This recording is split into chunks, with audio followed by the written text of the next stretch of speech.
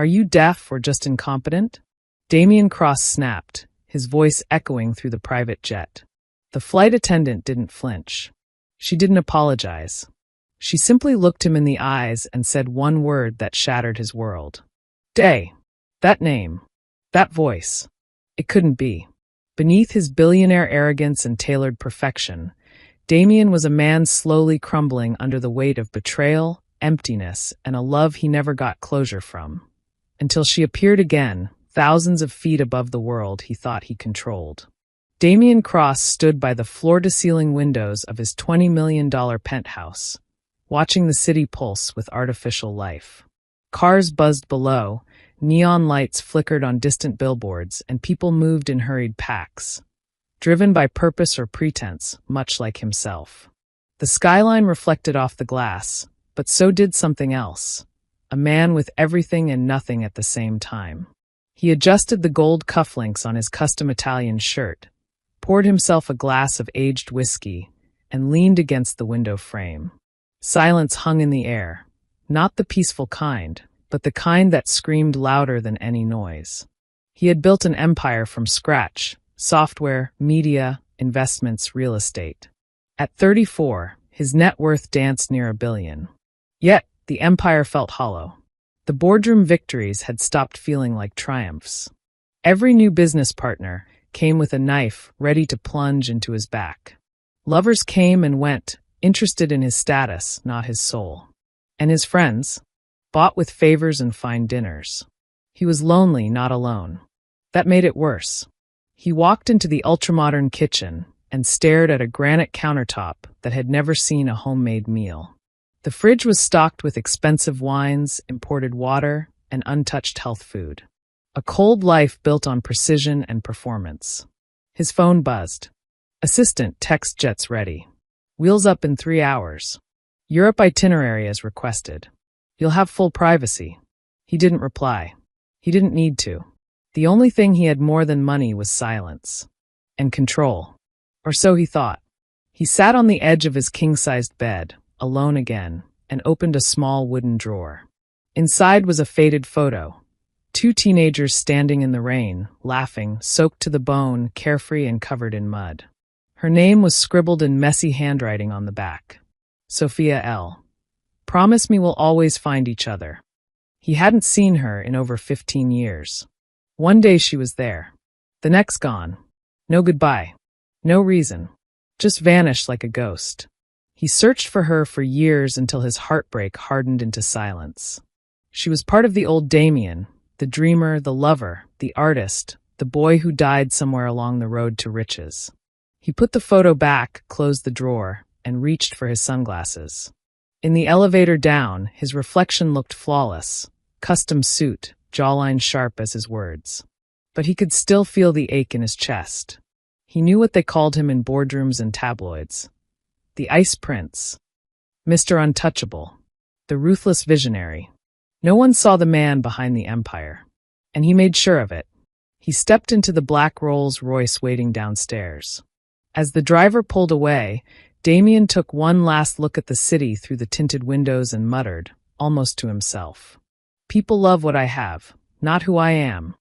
He had no idea that this trip, a simple, mindless escape, would bring him face to face with the only person who ever did love him for who he truly was, and that the sky would become the place where he finally came down to earth.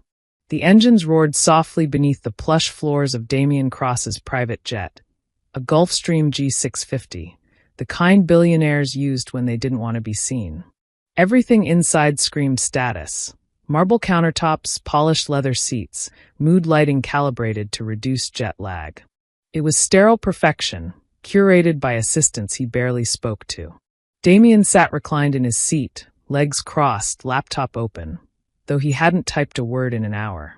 The screen glowed dimly, an empty email draft staring back at him. He closed it, rubbed his temples, and sighed. Even up here, above the noise of the world, he couldn't silence the discontent chewing through his chest. A flight attendant walked past. Young female, neat bun, polite smile. She offered a nod as she placed a silver tray on the side table. A cup of coffee, piping hot. He looked at it blankly, then frowned. "Where's the ginger tea?" he asked, voice sharp but quiet. The attendant turned around, confusion on her face. "Excuse me, sir?" "Ginger tea," he repeated, louder this time. "No caffeine. I specifically request it before every flight. Don't tell me you forgot." The cabin grew colder. The pilot and co-pilot exchanged a look from the cockpit, used to his mood swings. But this one felt different, more personal, more raw. The woman didn't flinch. Her hands didn't shake. Her posture didn't shift. She simply stood there, calm and collected, the only moving thing in a storm of expensive silence. "Apologies," she said slowly. "I assumed the order from your team was correct. I'll make it right." But she didn't sound apologetic, just composed. And then she added, almost under her breath, but loud enough to hear, "You still get cranky when you don't get your ginger tea, huh?" His head snapped up. The familiarity in her tone was disarming, casual, knowing, personal. His gaze locked onto her face. For the first time since boarding, he actually looked at her. Her eyes.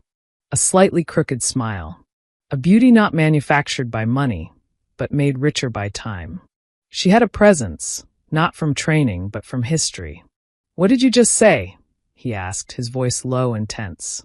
She stepped closer, just a half step, close enough for him to see the tiny birthmark near her temple, and suddenly, it hit him. Not like a gentle memory, but like a wave crashing into a brittle wall. Day. One word.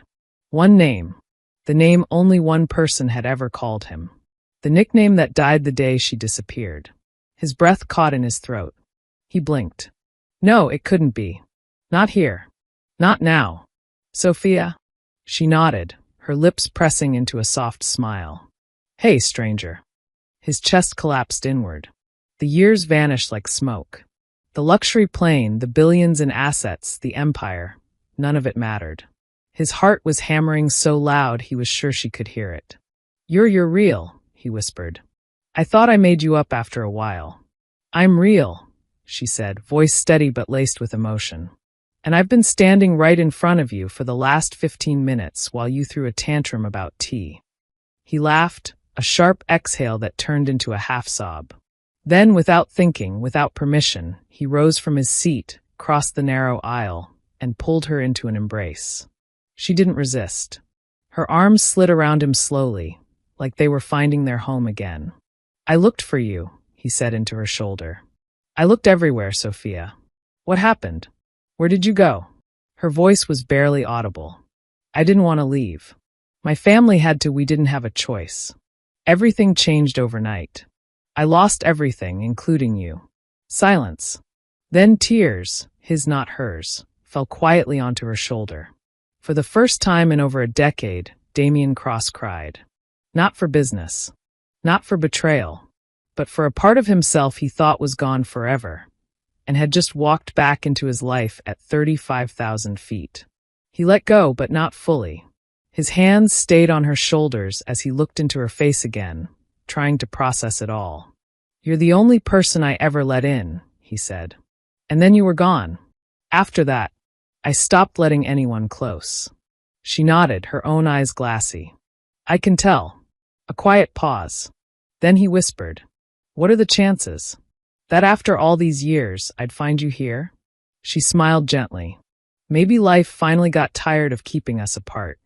The cabin of the jet was still. The usual white noise of air pressure hummed faintly, but inside the luxurious space, time had stopped. Damien hadn't returned to his seat. He couldn't. He stood frozen, staring at Sophia like she had just walked out of a dream he barely dared to remember. The scent of jasmine. The way she tilted her head slightly when she listened. That crooked smile. It was all there. It was her. His voice cracked as he whispered again. "Sophia." She smiled gently, tears threatening to break through. "Hi, Day." No one had called him that in 15 years. Not his lovers. Not his friends. Just her. That name was sacred, buried in the version of him he tried to forget.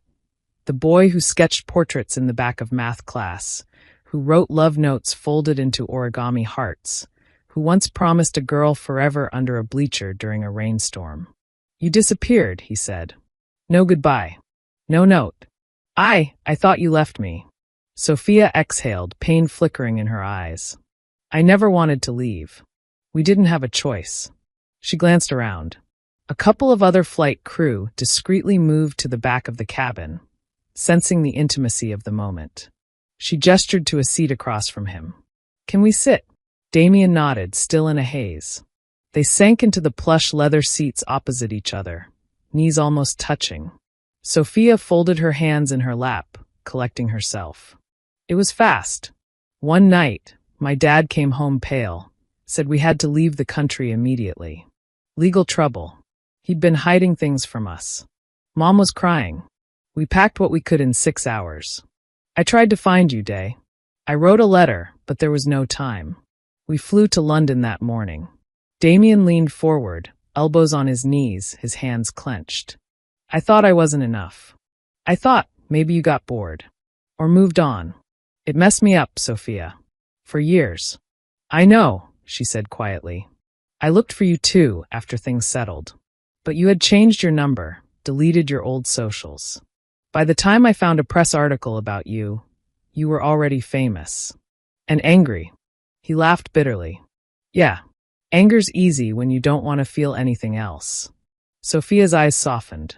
I saw the interviews. The way you looked at people, cold, like you were somewhere else. But I knew that look. That was your hiding face. He blinked.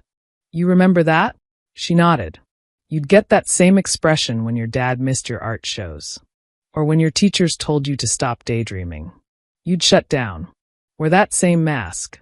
Damien swallowed hard, the words hitting deeper than she could know. Silence fell between them again, not awkward but heavy, thick with memories. I didn't just miss you, Damien said finally. I lost myself when you left. I didn't know who I was without you. So I built something. Something no one could take from me. Your empire, she said, understanding. Your fortress. He nodded. Brick by brick. Money, power, walls no one could climb. Sophia tilted her head, studying him. And are you happy inside that fortress? That question landed like a punch to the chest. He didn't answer right away. His eyes drifted to the window. Clouds rolled beneath them, vast and unreachable. No, he said at last. I'm not. Sophia reached forward, gently placing her hand on his. The warmth shocked him. Then maybe this flight isn't just taking you to Paris, she said softly. Maybe it's bringing you back to yourself. For a long moment, they just sat there. Her hand on his defenses finally starting to crack. And then he said something he hadn't said in years. Not even to himself. I missed you. Every day. Every year. Even when I tried to forget, you were in the songs, the sketches, the coffee shops, the rain. She looked down, a tear finally slipping down her cheek. I missed you too, Day. So much. He leaned back in his seat, closing his eyes for a second, letting the silence embrace them both. Up here, where few things touched him, where the world was always distant, Damien Cross had just been brought back to earth by a single word. A name. A voice he thought he'd never hear again. And for the first time in over a decade, he didn't feel empty. He felt seen. The jet touched down in London for an overnight layover. Damien's team had booked the most private and extravagant suite in one of the city's finest hotels. He barely noticed. His mind was still 35,000 feet in the air, tangled in memories and the warmth of the woman who had shattered his composure with a single word, Day. He didn't speak much in the car ride to the hotel, and neither did Sophia. It wasn't uncomfortable. It was charged, thick with the kind of silence that follows a revelation. She hadn't gone back to the crew quarters. She sat beside him, arms crossed, stealing occasional glances out the window, her breath fogging the glass. Damien caught himself watching her reflection more than the city lights. Once they were inside the suite, the awkward formality cracked. Can I get you something? Damien asked, halfway between host and hurricane. Sophia smiled faintly. Water's fine. He poured her a glass from the crystal decanter near the minibar and handed it to her, their fingers brushing. Sparks again, so small, so obvious. She sat on the edge of a leather sofa, sipping slowly, while he remained standing, pacing slightly, like a caged thought. I still can't believe it's you, he said. After all these years. Sophia looked up. Sometimes. I wondered if you even remembered me. He scoffed, almost offended. I tried to forget you. God knows I tried. But no matter how loud the world got, you were always in the quiet. Silence fell again, but this one was a thread of invitation. Tell me everything, he said finally. Start with that night. Why did you leave without saying goodbye? She nodded slowly, then spoke, her voice calm, steady, but laced with memory. It wasn't my choice day. That night my father came home, said we had to pack everything immediately. No questions. He was in trouble, embezzlement, tax fraud. I didn't even know what half of it meant back then. We were gone before sunrise. I begged my mom to let me call you. Just 1 minute. She said it was too risky. Jesus, Damien whispered, sinking into the chair across from her. I don't know what I thought. That you ghosted me. That you got bored of our little town, of me. Sophia shook her head slowly, eyes wet. I was in love with you, Damien. I cried every day for months. I wrote you letters, but never mailed them. I didn't even know where to send them after a while. He leaned forward, elbows on his knees. I was going to ask you to come with me, he said. Remember that night on the football field? I told you I was going to New York after graduation to start over? I was going to ask you to come. Her lips trembled. I would have said yes. Those 5 words changed the temperature of the room. They stared at each other, stripped of everything but the truth. What happened after? Damien asked gently. Where'd you go?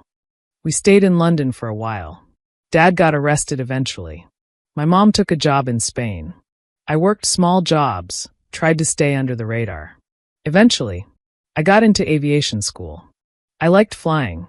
I liked being nowhere. Being nowhere, Damien repeated. Isn't that what I've been doing this whole time? She looked at him closely, softly. You don't look like a man who landed where he wanted to be. He smiled bitterly. I landed all right. Right into isolation, betrayal, lawsuits, fake friends, and a whole lot of meaningless success. And somehow, in all that, I forgot how to be human. Sophia tilted her head, just slightly. And how does it feel? Like I'm waking up, he whispered. Like you just flipped a light switch I forgot existed. She stood then, walked to the floor-to-ceiling window, watching the rain trace patterns down the glass. Damien followed after a moment, standing beside her. You know what I missed most? She said, still watching the storm. Your sketchbook. That blue one. You used to draw people when they weren't looking. He laughed. I still do that. Only now it's on an iPad I barely touch. She turned to him, serious now. Do you still draw for yourself? The question hit like truth always does, quiet but devastating. No, he said. Sophia reached up, gently touched his chest with 2 fingers. Then maybe it's time you remember how. And there it was. Not just a reunion, but a reckoning. The past hadn't returned to haunt him. It had returned to heal him. They stood side by side, 2 silhouettes against a stormy skyline, no longer just memories of each other, but witnesses to the people they'd become. Do you think we were meant to meet again? He asked, his voice low. Sophia glanced at him, her eyes softer than they'd ever been. Maybe we never stopped. Paris looked different this time. Damien's private driver dropped them off at his apartment in the 7th arrondissement, a place that had never felt like home. Everything about the space was deliberate, expensive, and emotionally sterile. Black marble floors, abstract art curated by auction houses, an interior design that screamed power but whispered nothing about personality. The kind of place meant to impress others, not to comfort yourself. But now, walking through the door with Sophia beside him, it suddenly felt too quiet. She stepped inside slowly, scanning the apartment with a half-smile. You've done well, she said, running her hand along a polished stone countertop. Too well, he muttered, setting down his bag. I built a life so clean no one could touch me, and somehow ended up untouched. Sophia looked at him. I used to imagine where you'd end up, but not like this. He turned, leaning against the counter, arms folded. Not like what? Not so sad, she said, honest but not cruel. Not so hidden. That word hit harder than she knew. Hidden. Because that's what he'd been doing all this time. Behind board meetings, headlines, lovers' lawsuits. He'd turned himself into a myth so no one could hurt the man underneath. She walked slowly through the living room, her eyes landing on a shelf full of untouched books, a few awards collecting dust, and a closed sketchbook lying at the edge of the desk. "You still draw?" she asked. "Not really," he replied. "Too many distractions." "Or too many walls," she said gently. He didn't answer. He walked over, opened the sketchbook, and handed it to her. Inside were sharp, minimalist pencil sketches, mostly buildings, abstract lines, eyes with no faces. It was skilled, technically perfect, but emotionless. "You used to draw with feeling," she said softly, flipping through the pages. "Now you draw like someone trying to hide what they feel." He sat down across from her, finally tired of pretending. "I don't know how to feel anymore, Sophia. Somewhere between the boardrooms, betrayals, and being a headline, I forgot who I was." "You never forgot," she said. "You buried it. And maybe you buried him because losing me hurt more than you let yourself believe." His jaw tightened. She was right. He had buried the boy who once sang out of tune in the car just to make her laugh, who stayed up late sketching her under streetlights, who believed love could actually save someone. Losing her broke him, and he never healed. He just replaced the wound with ambition. He stood suddenly, pacing. "You know what hurts the most?" he said, voice rising. "That I did all of this, thinking maybe one day you'd see it and come back. But none of it brought you back. None of it mattered." Sophia stood too, closing the sketchbook.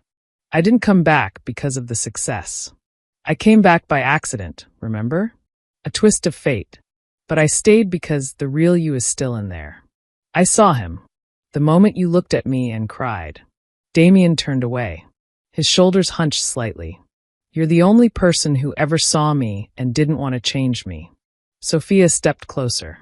"Because I loved all of you. Even the parts you hated." He turned back around, and for the first time since she'd re-entered his life, he looked different. Not put together. Not polished. Just real. Eyes red. Guard down. She reached for his hand. "Let yourself be soft again, Day. You don't have to keep wearing this armor with me." A pause. Then a breath. And Damien stepped forward, resting his forehead gently against hers. No performance. No seduction. Just intimacy, raw and honest. "I don't know how to be that person anymore," he whispered. "Then let me help you remember," she said. And there, in a cold apartment built by ego and fear, warmth bloomed between them. It wasn't lust. It wasn't nostalgia. It was something new, a second chance.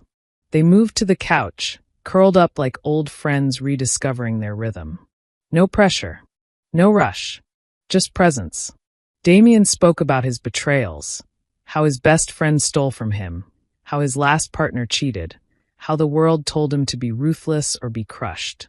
Sophia listened, not to judge, but to witness. Her presence was soft, but firm, the kind that anchored you without making you feel stuck. "You don't need to prove anything to me," she said as the city lights outside flickered. "I loved you, and I still don't," he murmured. "Not anything that matters." "That's not true," she whispered, resting her head on his shoulder. "You have me." And for the first time in 15 years, Damien Cross felt something he hadn't felt since she left. Safe. Damien Cross didn't tell anyone where he was going, not even his assistant.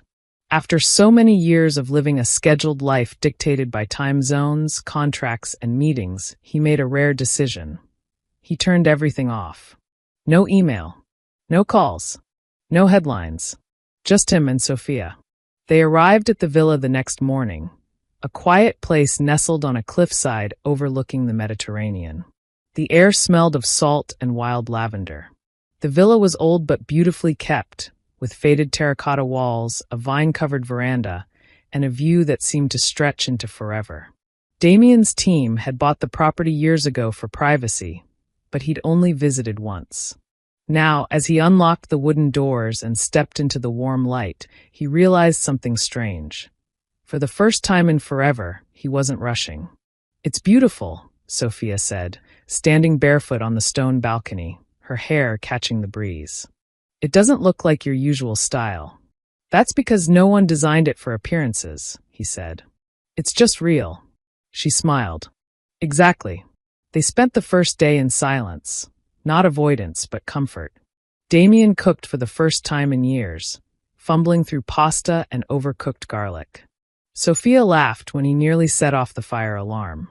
You used to make the worst grilled cheese in town, she said as they sat at the outdoor table, eating their mess under the stars. And I loved every bite. You said it tasted like smoke and heartbreak, he replied, grinning. They both laughed, not just at the memory, but at the strange, warm feeling of being far from the world. No cameras, no expectations, just two people finding their way back. On the third morning, Sophia found Damien sitting under a fig tree with a sketch pad in his lap. He didn't hear her approach, too focused on the page. She glanced over his shoulder. He was drawing the sea, but not as it looked. As it felt. The lines were softer now. Less perfection. More expression. You're drawing again, she said. For me this time, he replied, closing the sketchbook. Not for galleries. Not for critics. Just for the boy who used to love this. Sophia sat beside him. That boy's still here. I see him more every day. You make it safe to be him again. That night, they lit a fire in the stone hearth. Damien opened a bottle of vintage wine he'd been saving for someday. He poured it slowly, thoughtfully, and handed her a glass. They sat across from each other, the fire casting soft shadows on their faces. Sophia curled her legs under herself, watching the flames dance. Do you think we could have made it work back then? She asked. Damien stared into the fire for a moment before answering. Maybe not. We were young. The world pulled us apart before we had the chance to learn how to fight for each other. He turned to her. But now, I know exactly what I lost. And I know I don't ever want to lose it again. Sophia's eyes glistened. She placed her glass down, moved closer. Then don't say it. Show it. Choose me, Damien. Choose us. Every day. He didn't reply. He leaned in and kissed her. Not with urgency or possession, but with gratitude. A kiss that said thank you for coming back to me. A kiss that felt like a beginning. By the seventh day, Damien was different. He smiled more. Laughed freely. Cooked, danced barefoot in the kitchen, and sat on the balcony to sketch the sunrise before she woke. Sophia watched him with quiet awe. He wasn't a billionaire here. He wasn't the ice prince or the ruthless CEO. He was just Damien, the boy she loved, grown into a man she could love even more. As they stood at the edge of the cliff that evening, watching the waves crash below, Sophia leaned against him. You're not running anymore, she whispered. No, he said. I'm not chasing either. For the first time, I'm standing still. And it feels like I'm finally living. With me. He turned, kissed her forehead, and smiled.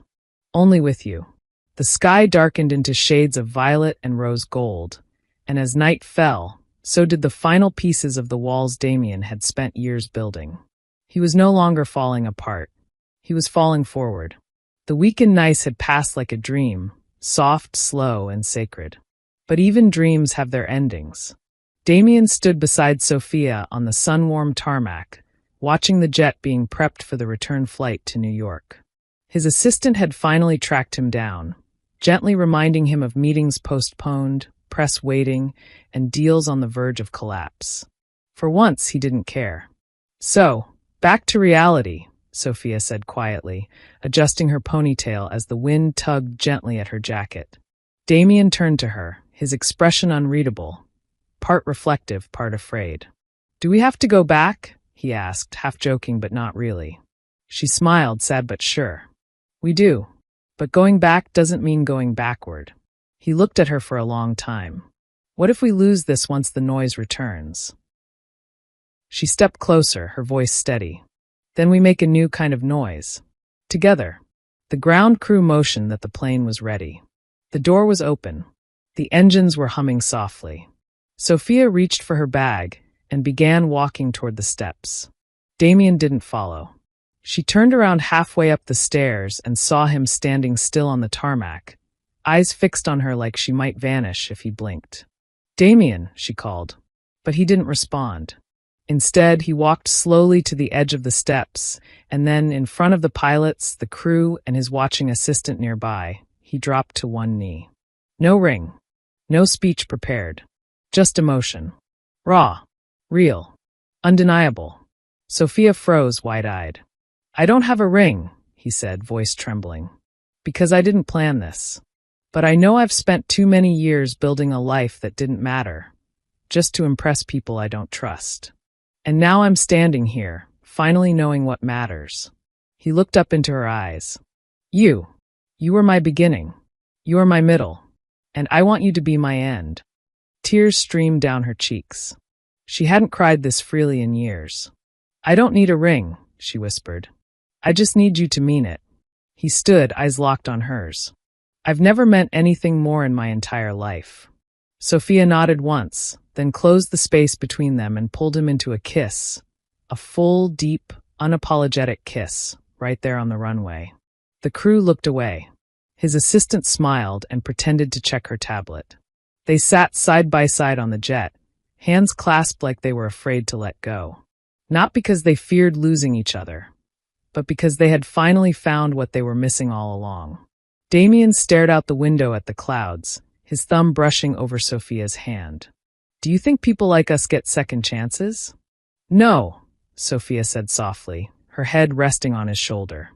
"I think we get the right one at the right time." "So this isn't the end of the story?" he asked. "No," she smiled. "It's the part where the real story begins." Back in Manhattan, Damien stood in front of a mirror. Same apartment, same city, but he looked different. His tie was gone. His eyes were soft. His energy was quiet, not heavy. A sketchbook sat open on the counter behind him, a new one. Inside were drawings of a woman smiling in sunlight, of a fig tree, of waves, of hands holding hands, of hope. Sophia walked in wearing his shirt, brushing her hair back, sleepy but glowing. "You coming to bed?" she asked. Damien smiled. "Yeah, I just wanted to look at the man I am now." She stepped closer, kissed his cheek, and whispered, "I like him. He looks like someone I could grow old with." "He looks like someone who's finally alive," Damien replied. Damien's story isn't just about falling back in love. It's about choosing vulnerability, confronting the pain he buried, and allowing someone to see the parts of him he thought no one could ever love. Sophia didn't save him. She reminded him of who he always was. He didn't just fall in love again. He rose in it. The air smelled like thyme and summer rain. Sophia stood barefoot in the kitchen, humming quietly as she sliced strawberries into a bowl of cream. The windows were open, and a soft breeze moved through the linen curtains. A year ago, she'd been working 12-hour flights, sleeping in cramped quarters, and watching love stories play out between strangers while hers remained a ghost.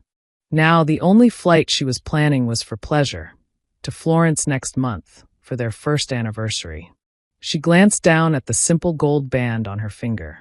No diamond, no grand ceremony, just a quiet vow in a garden in Paris, surrounded by 5 people and a promise that mattered more than any performance ever could. The back door creaked open, and she smiled without turning around. "You're late," she teased. "I got distracted by the sky," Damien's voice answered behind her. "You wouldn't believe the way the clouds were moving this morning." He walked up behind her and wrapped his arms around her waist, resting his chin on her shoulder. His beard tickled her neck. "You sound like a painter," she said. "I feel like one," he murmured. And he did. Since they'd left the noise behind, sold off the board seats, stepped back from the company, said no to the chaos, Damien had become something new. Or rather, returned to someone old. He spent his mornings sketching in the sunroom, his afternoons reading, and his evenings with her. Cooking, walking, laughing. He still had the empire.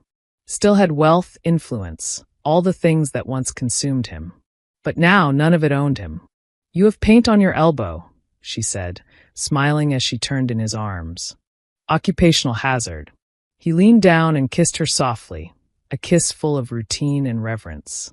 "What's for breakfast?" he asked. "Strawberries." fresh cream, honey from the farmer's market. And if you make the coffee, I might let you stay. A tempting offer. He moved to the espresso machine, the one she'd teased him about splurging on. She sat at the small kitchen table and watched him work, still a little amazed at how different he was.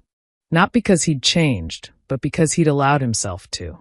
They spent the morning on the veranda. Birds singing. Fresh bread between them. Silence that felt full, not awkward. At one point, Sophia opened her journal and began writing. Damien glanced over, curious. "Another letter to your future self?" he asked. "No," she said, smiling softly. "To the girl I used to be. The one who thought she'd never be found again." He nodded slowly. "What would you tell her?" Sophia looked up at him, her eyes warm. That healing doesn't always come in the form of a miracle. Sometimes it arrives slowly, in pieces. In a familiar voice on an unfamiliar flight. In a name you thought you'd never hear again. And that one day, you'll stand in the sun with someone who knows every broken part of you, and chooses you anyway. Damien reached over, took her hand, and kissed the inside of her wrist. "You know," he said, "I never really believed in fate. And now I think it believed in us." They took a walk through the lavender fields as the sun began to set, casting golden light across the landscape. Damien had brought his sketchbook, stopping every so often to scribble a tree, a line of hills, a breeze he couldn't quite capture. Sophia watched him from a few steps ahead, her heart full. He caught up to her, laced his fingers through hers, and together they watched the sky turn shades of purple and pink. "You know what I realized?" Damien said. "What?" "I used to think love was supposed to feel like fireworks. Big, loud, overwhelming. But this right here, your hand in mine, the sun going down, knowing you'll be beside me tomorrow, this is what it really is." "Home," she whispered. "Exactly." Later that night, they lay in bed, the windows open, the stars above them silent witnesses. "Do you think we found our happy ending?" Sophia asked.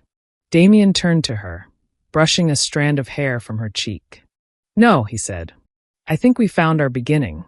And with that, they fell asleep in each other's arms, not chasing the future, not haunted by the past, just present and finally whole. We have come to the end of the story. I hope you enjoyed it. Leave a like and subscribe to my YouTube channel for more interesting stories.